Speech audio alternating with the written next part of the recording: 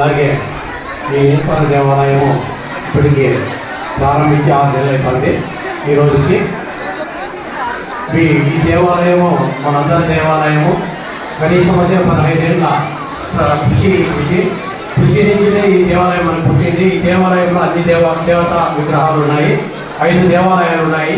5 దేవాలయాల్లో వీటి ఏ దేవాలయంలో కూడా పూజా పురస్కారాలు ప్రతిరోజు ఇక్కడ ఉంటాయి.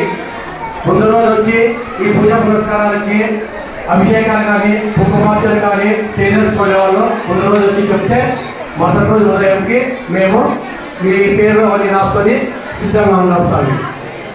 అలాగే ఇప్పుడు స్వామి మంగళారతి ఇస్తాడు. నీరాజన అయిపోయినాక ప్రతి ఒక్క స్వామికి భిక్ష ఉంటుంది. భిక్ష తీసుకొని ప్రతి ఒక్కరు పోవాలి. ఈ దేవాలయ అభివృద్ధి కానీ